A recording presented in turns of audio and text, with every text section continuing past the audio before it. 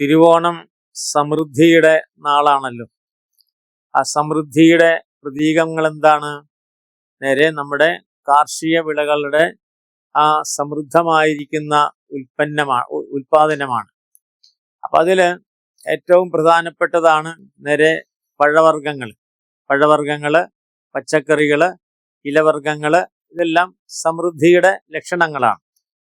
അപ്പൊ അതുകൊണ്ട് തന്നെ സാക്ഷാൽ ആ വാമനമൂർത്തിയായിരിക്കുന്ന ഭഗവാൻ നേരെ അവതരിക്കുന്നതിന്റെ തലേ ദിവസം നമ്മള് നേരെ ഇത്രയും നാള് നമുക്ക് ഈ അനുഗ്രഹങ്ങൾ കിട്ടിയത് മുഴുവൻ ഭഗവാന്റെ കയ്യിൽ നിന്നാണ്.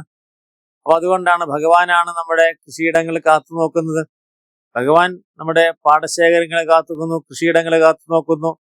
അതിന്റെ ഫലമായിട്ട് നമുക്ക് നല്ല വിള കിട്ടുന്നു. അപ്പൊ അതുകൊണ്ട് നേരെ ഉത്രാടത്തിന്റെ ദിവസം രാവിലെ തന്നെ നമ്മൾ ക്ഷേത്രങ്ങളില് ഭഗവാന്റെ മുമ്പില് അതിന്റെ ഒരു നന്ദി സൂചകമായിട്ട് അതിന്റെ ഒരു നമുക്കൊരു ആ ഭഗവാനോടുള്ള നന്ദി പ്രകാശനം എന്നുള്ള ഭാവത്തില് നമ്മള് കാഴ്ചക്കൊലകൾ സമർപ്പിക്കുന്നു എന്നുള്ളതാണ്. കാരണം നമ്മുടെ ആ പഴയ കാർഷിക മേഖലയായതുകൊണ്ട് കാർഷിക ഇതില് ഏറ്റവും വില കൂടിയതും ഏറ്റവും പോഷകാഹാരം നിറഞ്ഞതും ഏറ്റവും കൂടുതൽ എല്ലാവർക്കും സ്വാദിഷ്ടവും അത് എല്ലാവർക്കും പ്രിയമായതുമായിരിക്കുന്ന വസ്തുവാണ് കാഴ്ചക്കുല എന്ന് പറയും. ഏത്തക്കുല, വാഴക്കുല. അപ്പൊ വാഴക്കുല പഴുത്തതായിരിക്കുന്ന ആ ഒരു ഏത്തക്കുല അല്ലെങ്കിൽ നേന്ത്രവാഴക്കുല അത് കൊലയോട് കൂടിയിട്ട് സമർപ്പിക്കണമെന്നാണ് കണക്ക്. കാരണം ഭഗവാന്റെ അനുഗ്രഹം കൊണ്ട് നമ്മൾക്ക് കിട്ടിയതായിരിക്കുന്ന ശ്രേഷ്ഠ വസ്തു ഭഗവാന് നമ്മൾ സമർപ്പിക്കുക എന്നുള്ളതാണ്.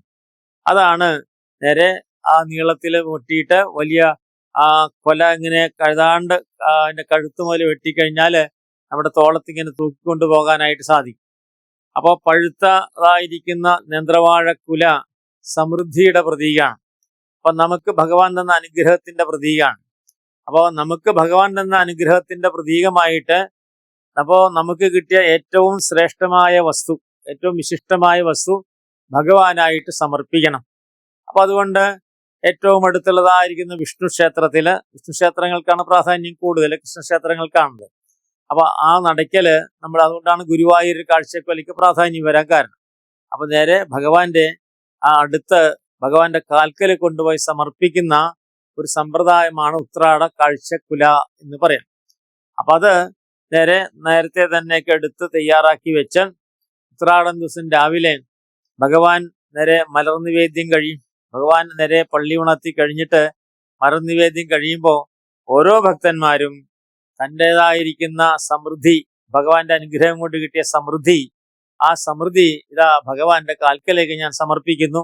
അടുത്ത വർഷവും എനിക്ക് സമൃദ്ധമായിരിക്കുന്ന ഒരു വർഷം ഉണ്ടാകണേ എന്ന് പ്രാർത്ഥിച്ചിട്ടാണ് ഈ കാഴ്ചക്കൊല സമർപ്പണം.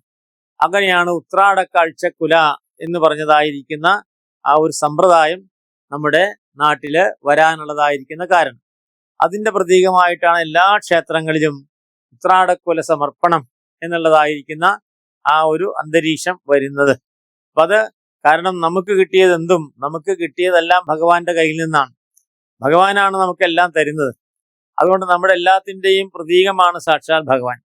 ആ ഭഗവാന് നമ്മള് കിട്ടുന്ന വസ്തുവിൽ ഏറ്റവും ശ്രേഷ്ഠമായത് സമർപ്പിക്കുക. അതാണ് കാഴ്ചക്കൊല സമർപ്പിക്കുന്നത്. പിന്നീട് പച്ചക്കറികളൊക്കെ സമർപ്പിക്കുന്നു. പക്ഷെ ഭഗവാന് നേരെ മുമ്പില് സമർപ്പിക്കേണ്ടത് നമ്മുടെ കാഴ്ചക്കുലയാണ്. അത് കൊലയോടുകൂടി സമർപ്പിക്കണം. അതിന്റെ പൂർണ്ണമായിരിക്കുന്ന അതിന്റെ ആ സാധാരണഗതിയിൽ പറഞ്ഞു കഴിഞ്ഞാല് അങ്ങേയറ്റം വരെ ഉണ്ടാവും. ഒന്നും ഒരു വസ്തുവും പൊട്ടിച്ചു കളയാൻ പാടില്ല. പൂർണ്ണമായിരിക്കുന്ന കൊല അതുപോലെ തന്നെ കൊണ്ടുപോയി സമർപ്പിക്കണം. എന്റെ എല്ലാം തന്നെ ഭഗവാനിലേക്ക് സമർപ്പിച്ചു എന്നുള്ളതായിരിക്കുന്ന ആ ഒരു സമ്പ്രദായമാണ്. അതാണ് ഉത്രാടക്കൊലയുടെ ആ സാക്ഷാൽ ആ ഒരു സങ്കല്പം. അതാണ് ഉത്രാടക്കൊല നമ്മൾ സമർപ്പിക്കണം എന്ന് പറയാനുള്ളതായിരിക്കുന്ന കാരണം.